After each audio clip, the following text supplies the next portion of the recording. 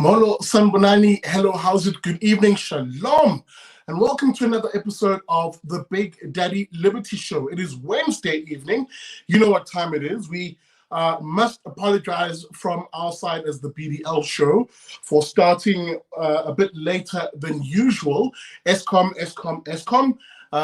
You know how it is with that load shedding nonsense, but welcome to it. A reminder, please, even as you join the stream, smash that like button and please share the link to the show. Let's get that show going. This is your 30 minutes Wednesday night evening show, the Big Daddy Liberty Show. I see you guys beginning to join the stream. Tracy Martin, shout out to you, girl. I see you hopping on to the stream. Guys, welcome to it. Just a quick reminder that you can support the work of the BDL Show. It is as simple as just checking out the descriptor of the video. And you can find out how you can support the show with a monthly contribution as little as $2, literally.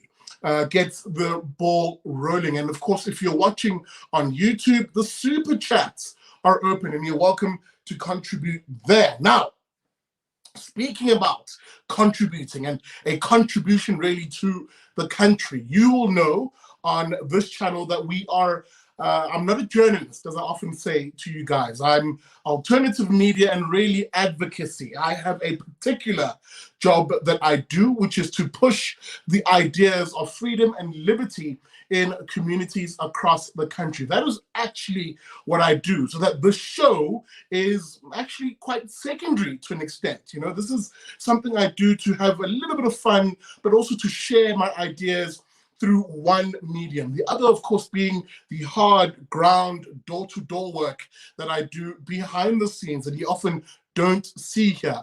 And that's where I think tonight's show will be a rather fascinating one. I stumbled across a rather interesting organization that launched itself yesterday. And boy, oh boy, is it not going to be, first things first, there are familiar faces in this organization, and I think a lot of you BDL fans out there will be like, hey man, I know that homie. He's been on the show before. Yes, he has. And indeed, I've got him waiting in the background, but let me show you the video. Let me show you the video that I stumbled on by this organization. I keep referring to it in a very cryptic way. I'm talking, of course, about the Freedom Advocacy Network, or FAN in short. This is a new civil society organization that has launched itself in this country and is looking to fight for your freedoms and your rights. And I think they're going to take a rather more aggressive take to this, a bit like how your favorite fat boy does it, but let me not get into that quite yet. Let me show you the video I'm referring to that really set the tone of what FAN will be and the kind of work that they'll be doing. Race and racism are South Africa's biggest challenges. Racism is the #1 priority for South Africans. We've all heard this from politicians and the news media. What if I told you these are all lies? Between the noise and the anger stoked by political parties and vested interest, it is difficult to hear the truth about race relations in South Africa. Recent polling investigated the priorities of ordinary South Africans, looking at what people actually want the government to focus on. 53% say unemployment and creating jobs. 22% say crime, safety and security. 18% say fighting corruption. Only 3.3% of people say a focus on racism and discrimination should be the country's top priority. More than 70% of South Africans believe that different races need each other to make South Africa better. It was the American economist Thomas Sowell, himself someone who suffered under racial discrimination against Black Americans, who said, "Racism is not dead, but it is on life support, kept alive by politicians, race hustlers, and people who get a sense of superiority by denouncing others as racist." Those in power use race and racism to divert attention from their disastrous failures on jobs, crime, and corruption. It is time to call out the lies. Your freedom is worth fighting for. Join FAN today to build a new tomorrow. All right, well, there you have it. I can tell already by the opening salvos of this organization that they are going to get straight to the point in terms of fighting the real issues in this country. Speaking about those real issues, let me bring the man himself on to screen. He is, of course, Herman Pretorius, who is the director of the Freedom Advocacy Network. Let me just bring him on screen. There he is over there. Herman, good evening. Welcome to the Big Daddy Liberty Show. Good evening, Big Daddy. It is such a joy to be here again. And if we're going to talk about what is the problem, then I think we can think of a few things like ESCOM, which might be a real problem. But yeah, let's get into the stuff. Absolutely. Firstly, welcome. Herman, you know, a lot of the real BDL fans out there will be like, hey, man, we know this guy. He's been on the show before. Tell me about the move to FAN. Of course, you were with the Institute of Race Relations. Yeah, so the thing is, when you fight the battle of ideas, there has to be an honesty about the various levels at which this battle is happening. And in my mind, I sort of have this hierarchy of complexity and accessibility. Right at the very top, you've got your Anthea Jeffreys of the world, people who engage at a philosophical level, really, you know, taking first principles of philosophy, of ideology, of liberty, and engaging with them at a very, you know, sophisticated level. And that's the origin of all the work. That's the gospel of liberty happens at that point. But then sort of with religion, you have Holy Scripture, then you have teaching books, then you have churches, then you have reading groups, then you've got prayer groups. And at every level of the battle of ideas, you have to use the idea differently. You have to engage with the idea differently. And what FAN is going to be about is really targeting South Africans who've given up on politics, but who we don't think have given up on freedom. And we are going to directly go to them in the formats that they require, in the ways that they require. It's going to be a think tank, but for the ordinary person. And it's going to be short, to the point, accessible. And that's why we call it the Freedom Advocacy Network. All three words there is important. Freedom, because it's the thing that drives us. Advocacy, because we don't just want to impart information. We want to create advocates, champions of freedom, who themselves can start arguing, and then a network. And I think this is something that people, as mental health becomes more and more important, one of the things we understand is there's nothing more poisonous to the human spirit than isolation, than thinking you're alone. And freedom-loving people in South Africa need to be reminded and told again and again and again, they're not alone, they're part of a family, they're part of a network. So that's what FAN's going to do. And yeah, I've got great hopes. We've got millions of people to reach. So it's very excited to get going. Absolutely. It sounds absolutely exciting. I mean, we've been having this conversation before, have we not? Just in the background, insofar as you're saying, you know, there is a desperate need in this country for a growing body of organizations that are geared towards more a sort of action-orientated approach to spreading the ideas of liberty. And again, more than just spreading those ideas, lighting the fire under ordinary people, ordinary folks. This is not a battle for, you know, the hoofdy, high intellectual types exclusively, but actually for the ordinary guy to get involved in saying, this is how I will fight for my freedoms. This is why I will defend my liberties against those who encroach on it. Talk to me about that different approach. You know, you have organizations like the Institute of Race Relations, you have organizations like the Free Market Foundation, but really historically they've been very they've been very sort of intellectual, again, to take nothing away from them, because again, from my perspective, I draw on the Institute of Race Relations intellectually, and I still work very closely with them at an intellectual level, even though I've gone solo. But again, there's that conversation to be had around the need for a on-the-ground, action-oriented organization that fights for liberty and freedom. Where does FAN fit in that regard? Well, I'm going to do an Australian accent now, so just a warning for everyone. There's an incredible election strategist called Linton Crosby. Now, he is seen by many people as sort of the Darth Vader, the dark arts practitioner of politics in Australia, and especially also in the UK. But he has this saying that I think he got from Richard Wortherland, who was a Ronald Reagan strategist, that you persuade through emotion. No, you persuade through reason, but you motivate through emotion. And the point there is that you need both. When you are trying to fight the battle of ideas, you need both the heart and the mind. And I think liberals or freedom-loving people in South Africa have had a lot of mind, but perhaps not enough heart.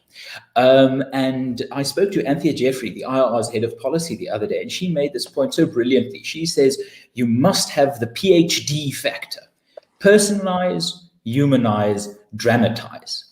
That way, you make what is intelligible to the mind something that makes the heart beat a bit faster. Because we must be honest, you and I, and people who do what we do, we're competing against not just the ANC and the socialists, but against Netflix and Hulu and Amazon Prime for people's attention. And ordinary people don't think about politics morning, noon, and night, as they shouldn't. They should think about their families, their kids, their mortgage, their homes, their jobs. Well, Tracy, thank you very much. I'm going to try and trot that bugger out again at some point. But the thing is, we are in a battle for the attention of people in this country. FAN is going to take the work of entities like the IRR, like the Free Market Foundation, and bring it into your drive-through kind of ideological thing to say, we know you're busy. We know you've got a lot of time. We know you can't think about all these things, but we need you to join us. And here is how you can help us. And as I said to my team, I say to them the whole time, if I hear a FAN video or a FAN podcast or a FAN whatever quoted next to a society on a fire at a braai, I'll die a happy man.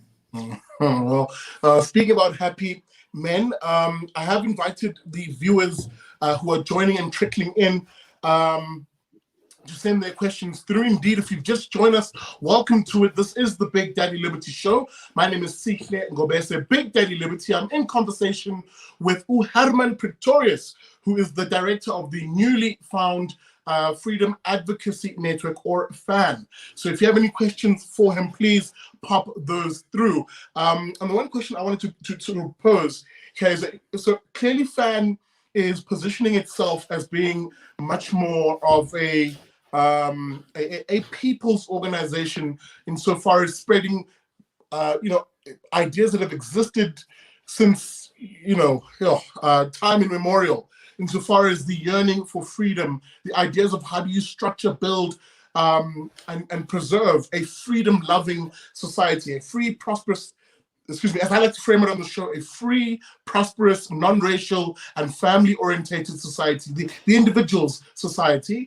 FAN has a role that it's going to play in that regard. So talk to me about, on a day-to-day structure level, what are your key outputs? Will you be putting out videos and educational material, something a bit like maybe PragerU, short, sound-bitey stuff that ordinary people can use to marshal their own arguments in their own spaces? And on a physical, tangible side of things, will you be taking on, occasionally, cases perhaps, I don't know if it's legal or on a social level, that fight for freedom? Is it fair for me to call you the liberal version of solidarity in a sense, if I can conflate those two for a moment? I'm very flattered by the comparison. Solidarity does great work. So I don't think if we can be the liberal solidarity yet, but that's definitely something to work towards. You see, there are two courts in South Africa that are important: the courts of law and the courts of public opinion. And advocates appear in both of them. Advocates appear in both of them making cases. So we at FAN, we have these two projects, as it were. On the one side, we've got the Message Project, and on the other side, we've got the Justice Project. And both of those are about freedom, both of those about advocacy, and both of those building a network. So on the day-to-day stuff, on the message side of things, it's early days, so we're getting this thing going, but I'm very excited. I've got an amazing team who made that video you just saw. I think they're just brilliant. And here I am taking credit for all their work. I have to pretend I do something. But every week, our purpose is going to consist of three targets, three things. We want to empower individual citizens to become problem solvers in their own lives and communities.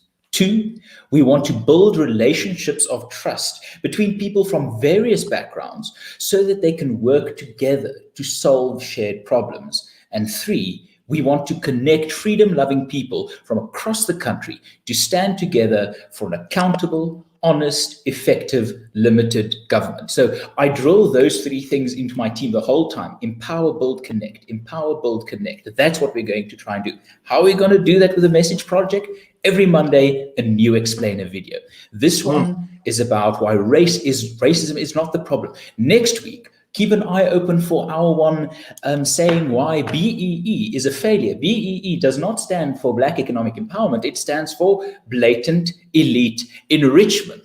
Every Monday, we will bring out a new explainer video that takes an issue like racism, like BEE, like the electoral process, and in under 2 minutes, we give you the basics. We empower you, we equip you so that you can take that and go out into the world and not think freedom is something abstract, is something theoretical. No, it's something that we can talk about in 2 minutes. In 2 minutes, we can make sure you get something that you can take into your ordinary, existence, whether it's at school, university, at work. You can go, I saw this cool video. So that's number 1.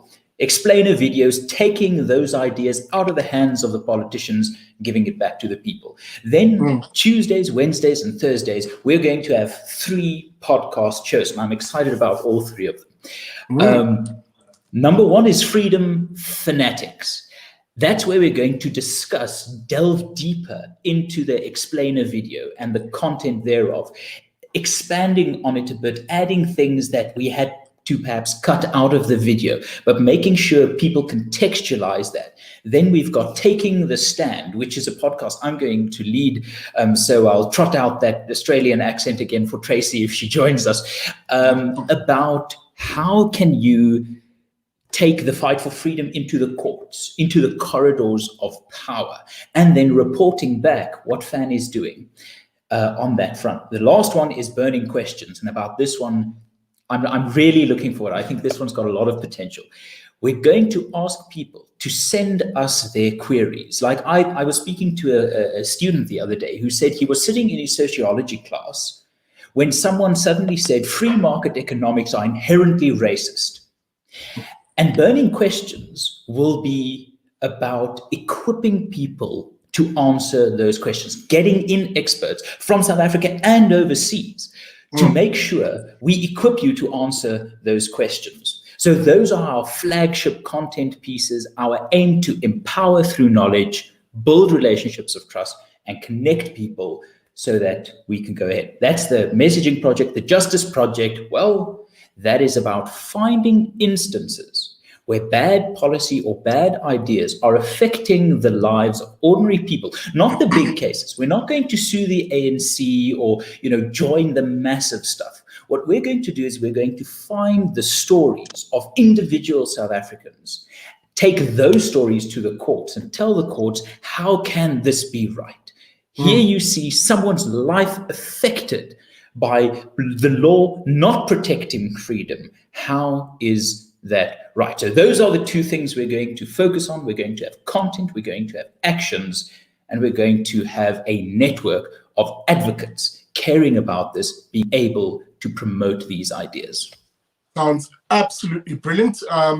Again, more than encouraging the development of more content that goes out that people can chew on, that also arms them with the argument. A reminder to you, dear viewer, those 3 shows, by the sounds of things, will be the Freedom Fanatics every Tuesday at 6 o'clock. Of course, they'll also be Taking a Stand, which will air every Thursday, weekly at 6. And of course, the burning questions that you heard Herman speak about, a show that will be every Wednesday, just before the BDL Show at 6 p.m. So make sure you bookmark those, and that'll be something that you watch. Herman, let me just get into some of the questions that came through as you were talking before I forget.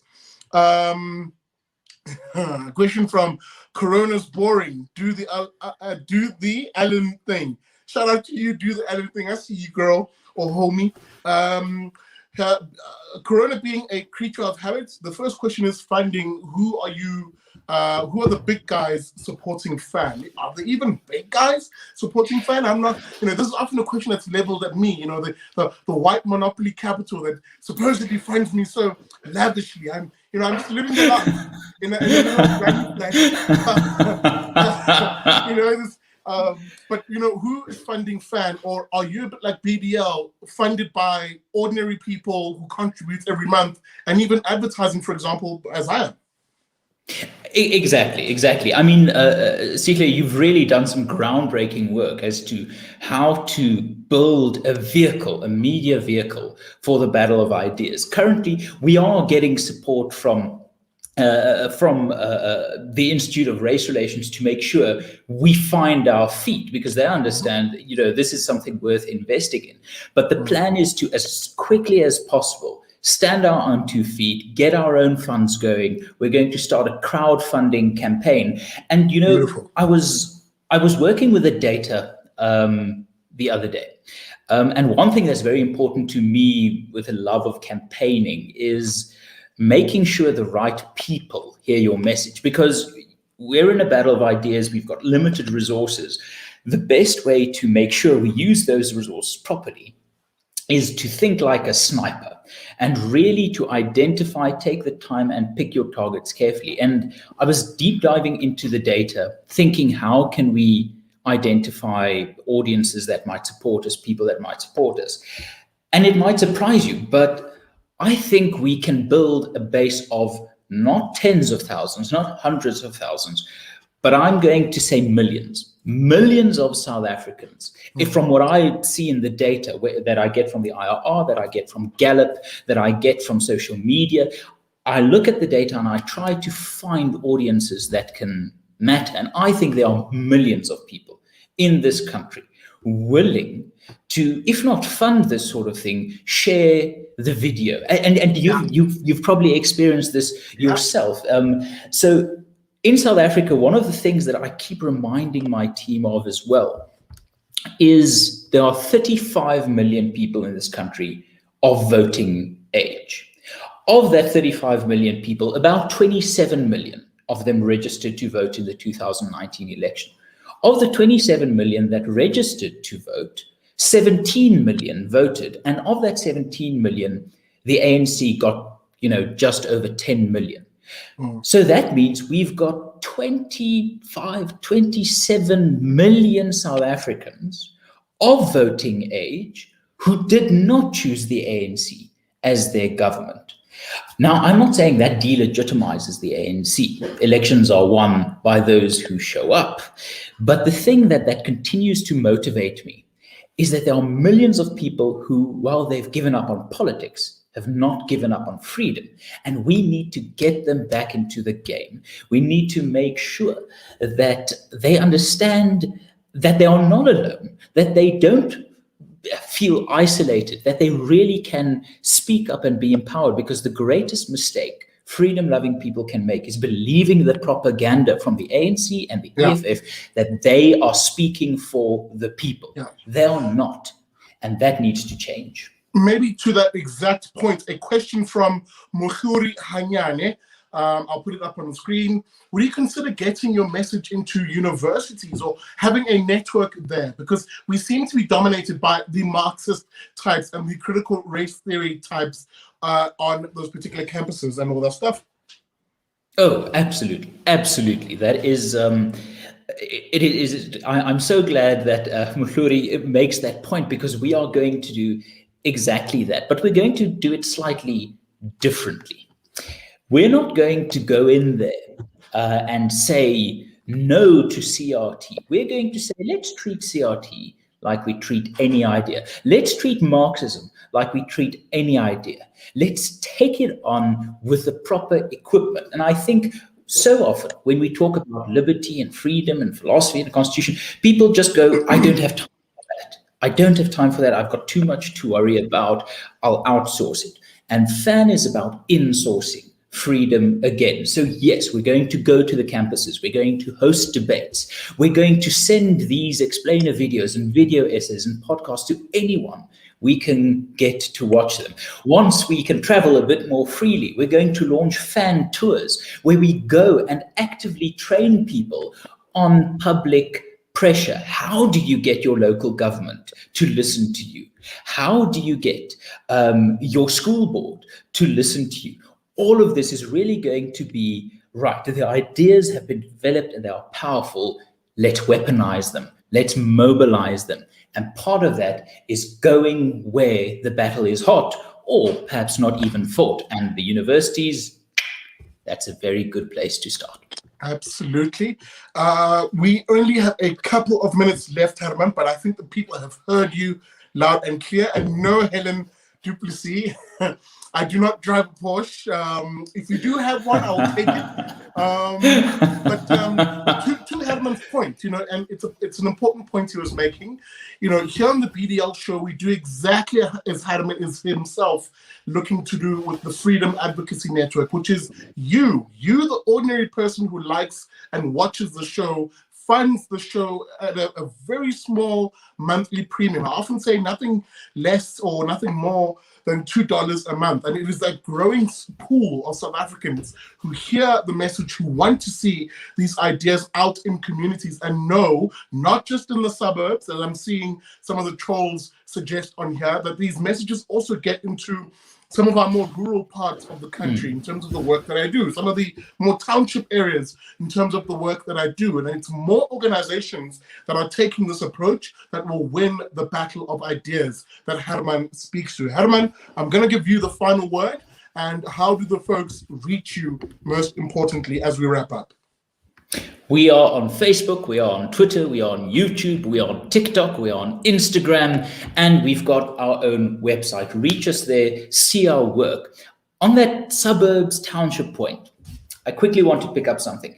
If you want to see the freest markets in this country, people who understand hustling, people who understand making a contribution to your community, or otherwise you sink, you find that in South Africa's townships, because they don't have the luxury of relying on some big handout. It's in the townships of South Africa where freedom is brimming at the seams, ready to burst forth, because people there have been abandoned by government for so long that they have started to realize, my goodness, I can do something for myself. Now, the change must come in. There are obstacles in the way, but that spirit is not a suburban spirit.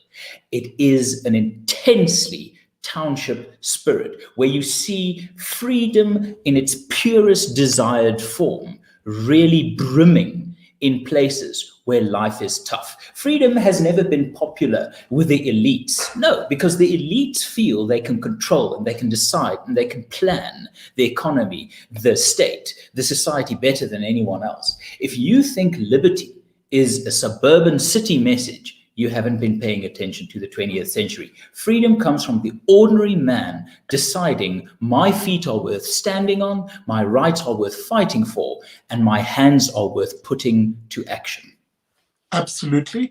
And that, of course, is Herman Pretorius from the Freedom Advocacy Network. I will put the details of that organization in the descriptor of that video. Herman, thank you very much. And thank you, dear viewer, for watching this, another episode of the Big Daddy Liberty Show. Remember, please, before you even leave, hit that like button if you haven't. And of course, share this stream. More people should find out that there is a growing legion of organizations that are working very hard to fight for your freedom, and that you are at the center of all of that work. Guys, thank you so much for watching. I'll see you again in the course of the week in a few vlogs. I hit the road once again. Heading down to Durban and then making the long trip down to Cape Town via the coast. So look out for that. I will be producing content along the way as part of a new campaign that I'm launching, a campaign that speaks to you and showcases you, the ordinary South African, a Mazakele campaign, a do-it-yourself campaign. I will be showing you South Africans who are doing exactly that, doing things for themselves. That is the spirit of liberty. That is how you build a faith, flag, family, and freedom type South African. So look out for that. I might be in your town very soon. And with that being said, thanks for watching once again, guys. I will see you on Sunday for Liberty and Friends.